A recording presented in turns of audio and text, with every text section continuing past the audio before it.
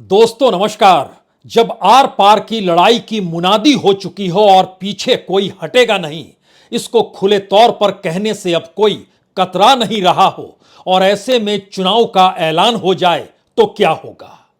दिल्ली में राहुल गांधी को जिस तरीके से मोदी सत्ता ने घेरा है और बीजेपी एक के बाद एक निशाने पर राहुल गांधी को ले रही है और दूसरी तरफ कांग्रेस पहली बार अपने तेवर के साथ मैदान में है।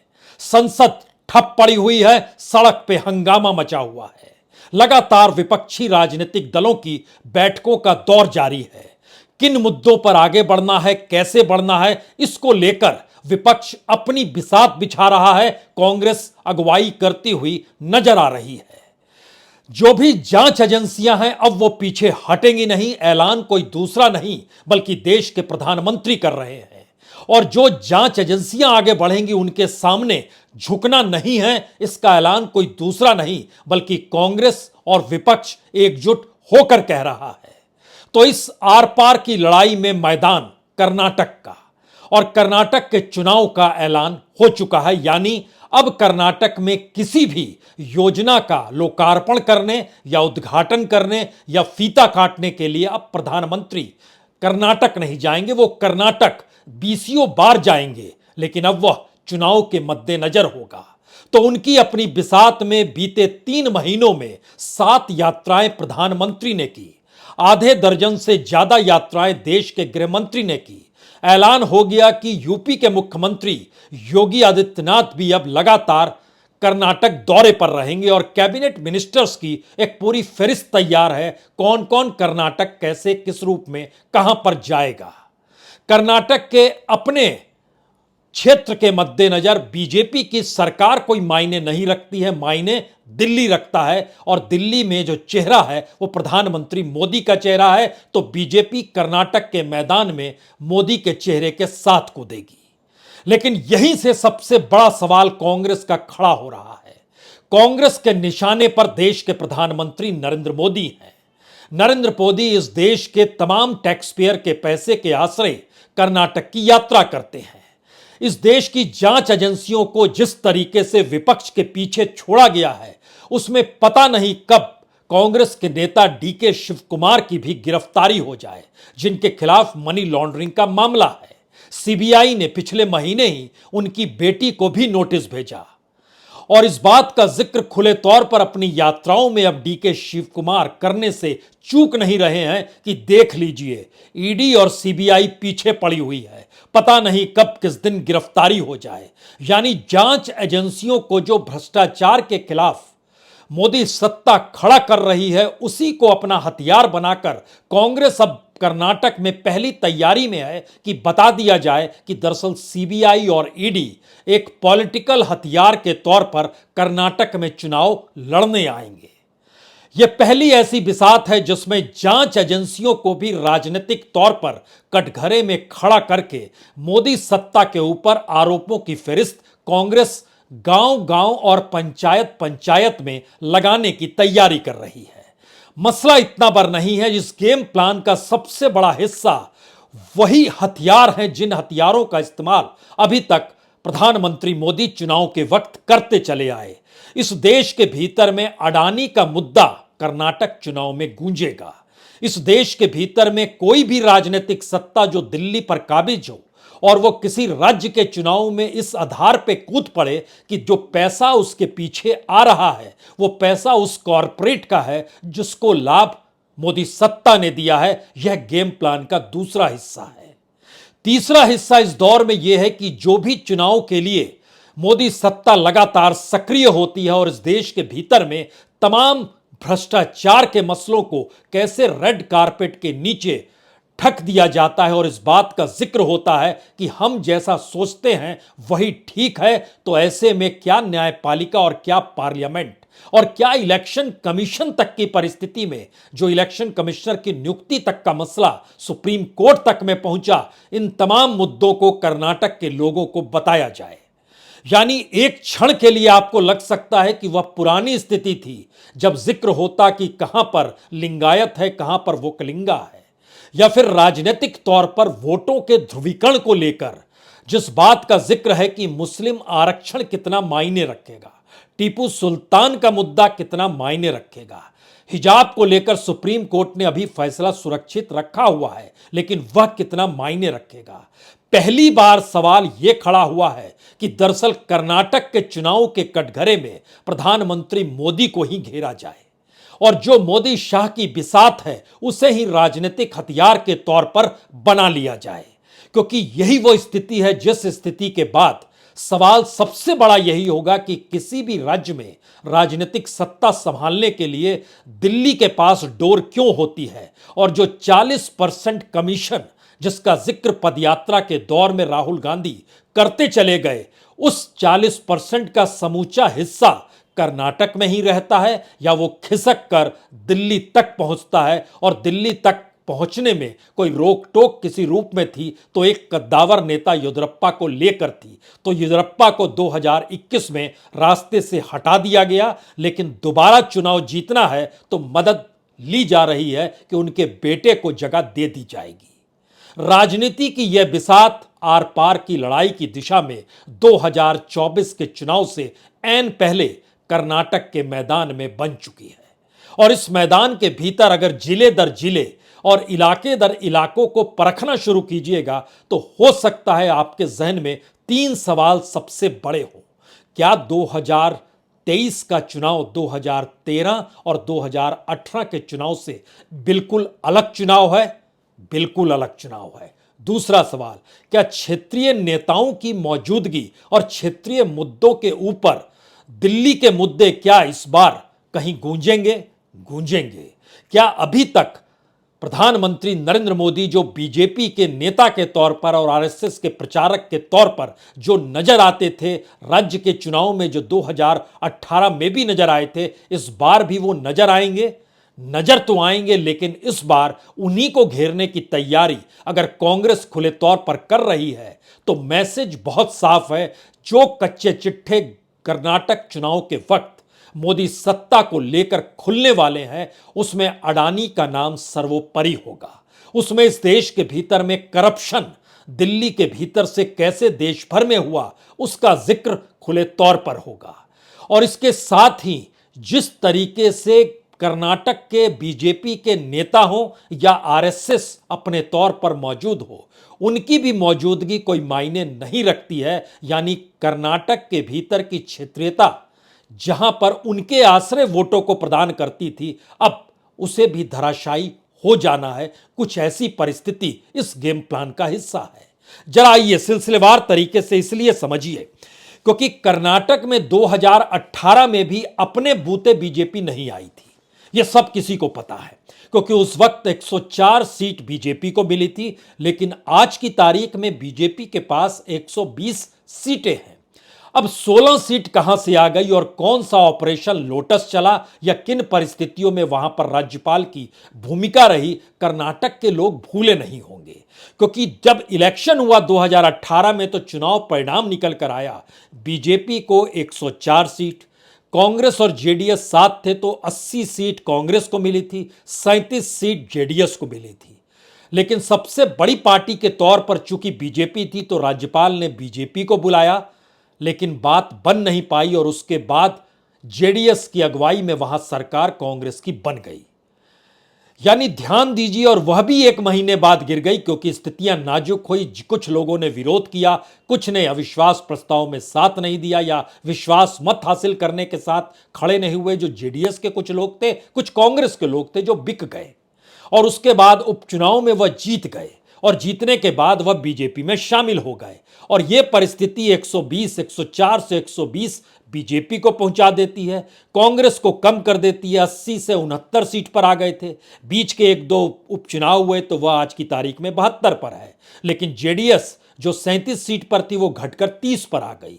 ये सारे लोग निकलकर बीजेपी में चले गए। यानी पहली बार चुनाव से पहले भी पता है और गेम प्लान का यह हिस्सा है कि किसी भी हालत में जो इस ऑपरेशन को चलाया जाता है या राज्यपाल की जो भूमिका चुनाव के बाद होती है, उसको एट पार ले जाकर कांग्रेस को अपने गेम प्लान में खड़ा करना है। जेडीएस यहां पर सबसे छोटी परिस्थिति में है, लेकिन जरा कर्नाटक की गलियों में पहले घूम लीजिए, उसके बाद इस दिल्ली के प्लान और किस तरीके से कर्नाटक का चुनाव सबसे बड़ा चुनाव 2024 से पहले क्यों है, इस पर भी बात होगी। लेकिन कर्नाटक की गलियों में घूमते वक्त आपके जहन में एक सवाल आना चाहिए कि दरअसल जिन जगहों को कर्नाटक को लगभग 6 हिस्सों में बांटा जाता है जो अलग अलग तरीके से है, मैसूर कर्नाटक, किट्टूरू कर्नाटक, कल्याण कर्नाटक, ग्रेटर बेंगलुरु, मध्य कर्नाटक और करावली कर्नाटक, इसके भीतर जब आप जाएंगे तो सबसे बड़ी तादाद में मैसूर कर्नाटक में जेडीएस का प्रभाव रहा है।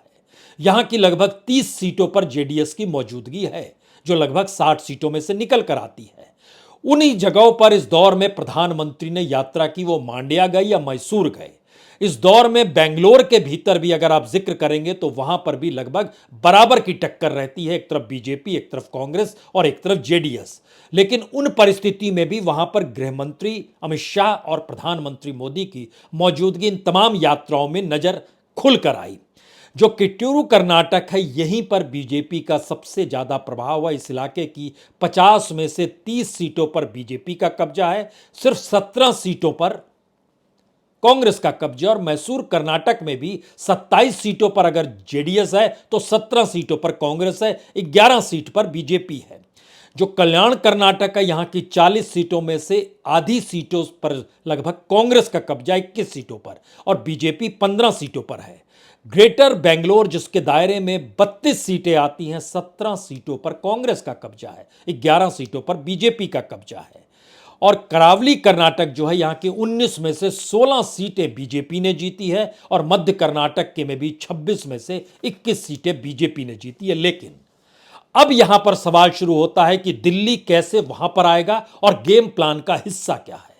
कर्नाटक में पिछले चुनाव के वक्त 2019 के लोकसभा चुनाव में राहुल गांधी ने जो भाषण दिया था, जिसमें उन्होंने जिक्र किया था ललित मोदी और नीरव मोदी का, और ये जिक्र करते करते उन्होंने नरेंद्र मोदी का जिक्र किया, और उसके बाद किस तरीके से ना तो कोलार में यानी कर्नाटक के कोलार में कोई आवाज नहीं उठी, कर्नाटक के भीतर इलेक्शन कमीशन नहीं जागा, बल्कि पूर्णेश मोदी नाम के विधायक ने सूरत में दरवाजा खटखटाया, और उसके बाद जो फैसला आया, संसद सदस्यता रद्द की गई, बंगला ले लिया गया, ये सारी परिस्थितियां सामने है।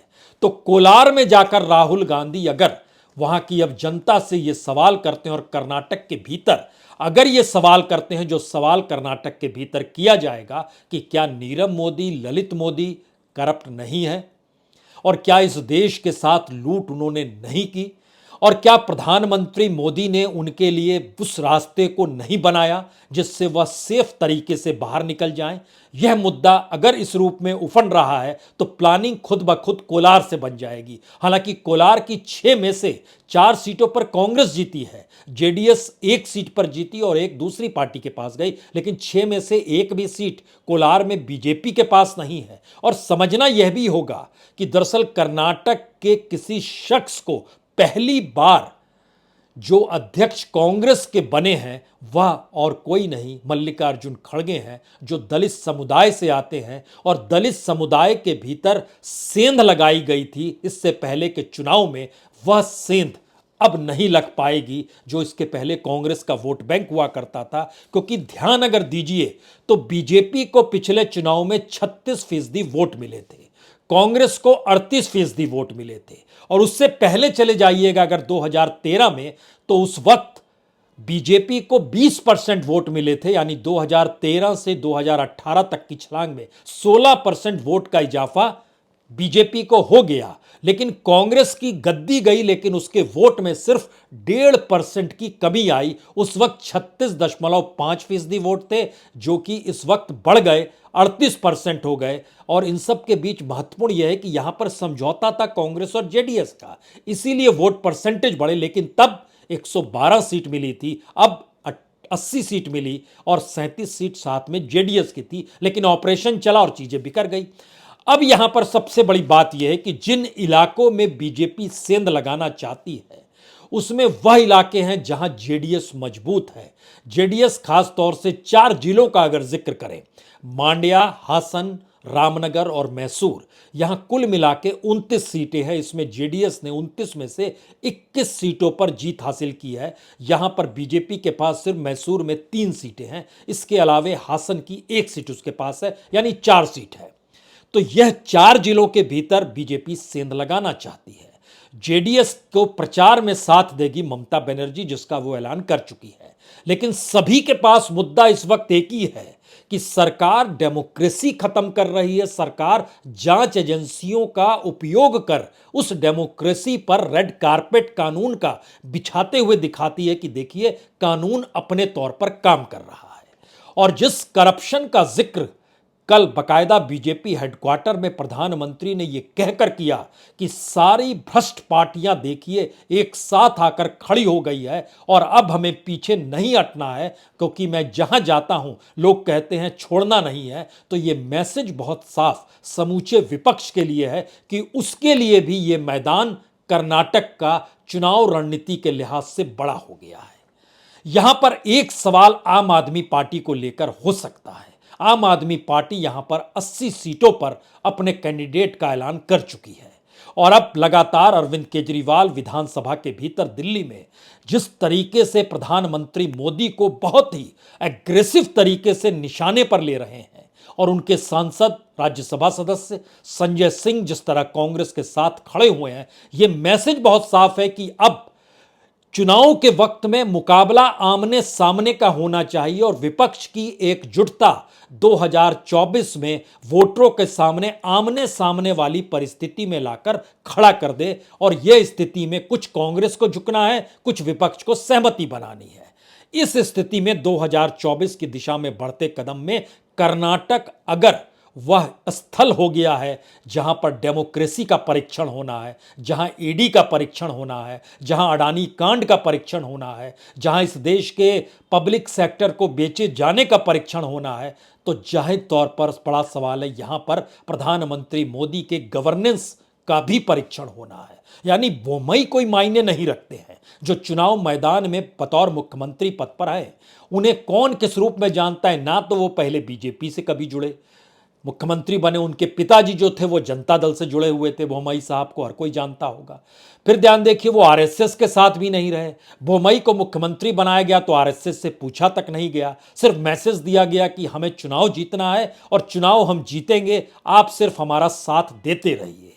ये साथ देते रहिए और चुनाव जीतेंगे बीच की कड़ी में अब बड़ा सवाल ये आ गया है कि जो मुद्दे करप्शन के सरकार के साथ जुड़ रहे हैं, जो डेमोक्रेसी और डिक्टेटरशिप को लेकर जुड़ रहे हैं, जो जांच एजेंसियों को लेकर जुड़ रहे हैं, जो इकोनॉमिक करप्शन के एस्पेक्ट में मुद्दे देश और दुनिया के सामने बड़े हो चले हैं, उसमें कर्नाटक एक ऐसा राज्य है महाराष्ट्र के बाद जो सबसे रईस राज्यों में आता है, जहां पर विदेशी निवेश कंपनियों के जरिए सबसे बड़ा होता है।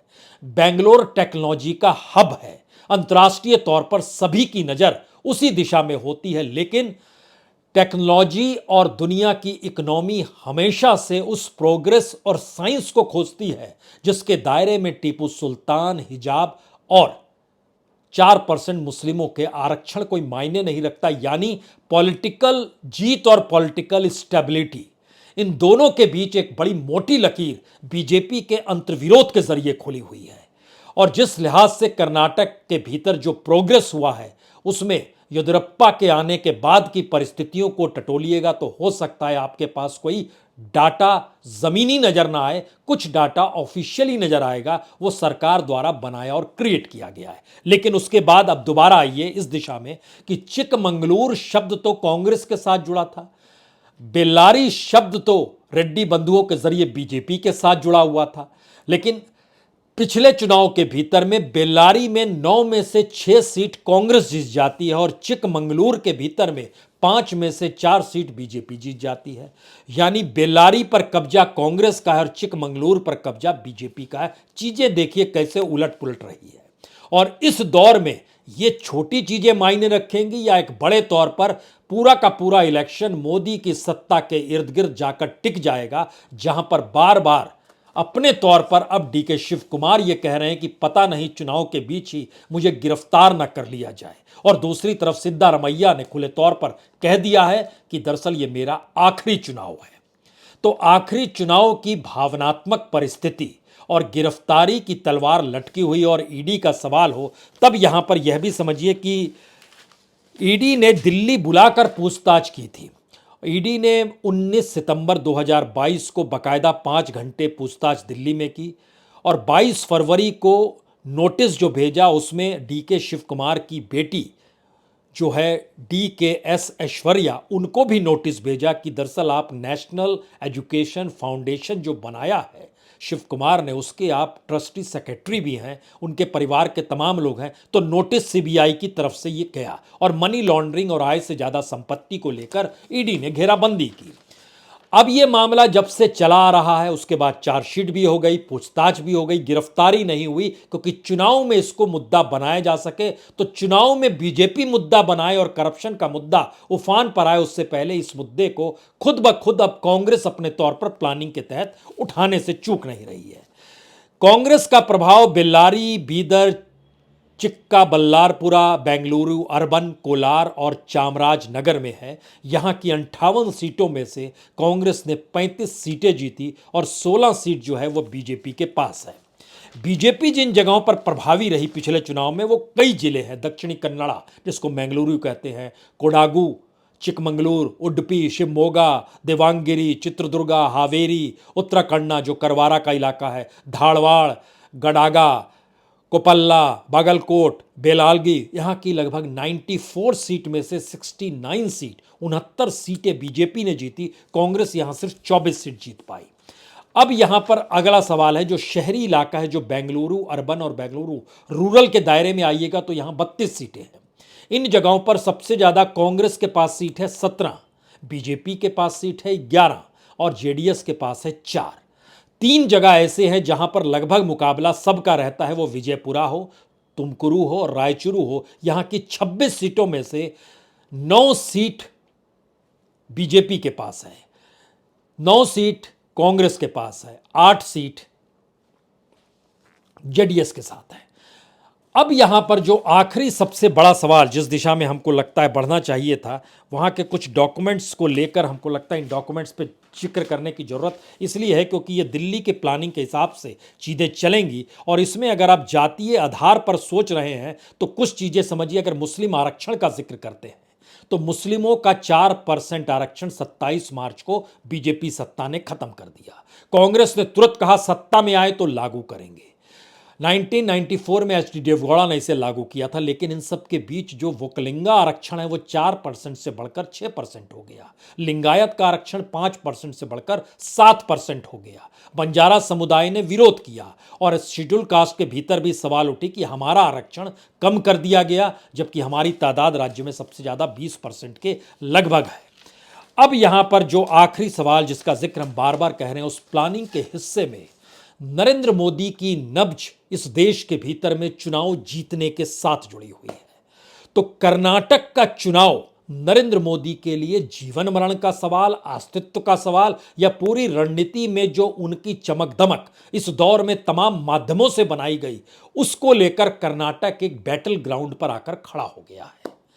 तो कर्नाटक का चुनाव मोदी के तहत ही लड़ा जाए और मोदी ही चेहरा रहें और उस चेहरे की तमाम जो दूसरी कमजोरियां हैं उसको कांग्रेस कैसे रखेगी, अब इसकी पूरी प्लानिंग तैयार हो रही है।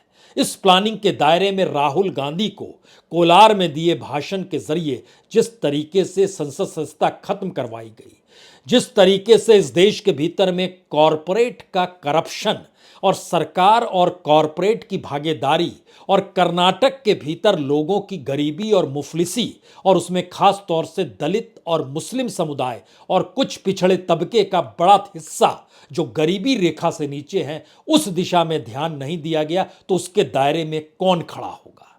हालांकि बीजेपी ने कहा है हम 150 सीट जीत जाएंगे, लेकिन कर्नाटक के भीतर किसी भी नेता को किस रूप में देखा जाए, जो वहां पर अभियान समिति बनी उसमें पहली बार बीजेपी को सेट करना पड़ा कि कम से कम हर क्षेत्र का और हर जाति विशेष की नुमाइंदगी हो जानी चाहिए, चाहे उस नेता की कोई पहचान हो या ना हो, या दो नेता आपस में टकराते हुए कोई वोकलिंगा के सवाल पर, कोई लिंगायत के सवाल पर, कोई येदियुरप्पा के सवाल पर आपस में जूझता हुआ नजर आए, तो सबसे बड़ी मुश्किल या बीजेपी की उस नब्ज को कांग्रेस ने पकड़ा है जहां पर वह नब्ज को अभी तक कोई भी पकड़ने से कतराता था। वो नब्ज प्रधानमंत्री नरेंद्र मोदी के नाम से जुड़ी थी और यह मानकर चला जाता था कि दरअसल इस नाम से मत टकराइए क्योंकि सामने का बंदा इसके बाद चुनाव हार जाएगा। लेकिन पहली बार विपक्ष भी यह मानकर चल रहा है कि अब इन्हें ही कटघरे में अगर खड़ा किया जाए तो बीजेपी के पास कोई दूसरा नेता नहीं है या किसी दूसरे नेता को मोदी सत्ता ने खड़ा होने नहीं दिया। यानी मोदी अमित शाह की जोड़ी ही बीजेपी है, वही आरएसएस है, वही कर्नाटक का मुख्यमंत्री और कर्नाटक की सरकार है, वही गुजरात की सरकार थी। सिर्फ एक अदद पहचान के तौर पर कोई है तो वह योगी आदित्यनाथ है। तो उनके लिए दर्जन भर रैलियों का इंतजाम अगले महीने भर के भीतर में कर्नाटक में हो जाएगा। बिसात दोनों तरफ से मजबूत है। इस बिसात के बीच में जो चेहरा है वो कोई दूसरा चेहरा नहीं है। जो दिल्ली में चेहरा है वही चेहरा है और वही चेहरा लगातार खुलकर कह रहा है अब पीछे हटेंगे नहीं। और सांसद विधायक बीजेपी के या जो भी कार्यकर्ता कल बैठा था हेडक्वार्टर में, मैसेज यही था अब किसी को बख्शा नहीं जाएगा। यानी कर्नाटक की लड़ाई और कर्नाटक का मुकाबला इस देश की सियासत को तय करने वाला है, जो सियासत 2024 को लेकर हर किसी की सांसों और धड़कनों को बढ़ाए हुए है। बहुत बहुत शुक्रिया, बहुत बहुत शुक्रिया।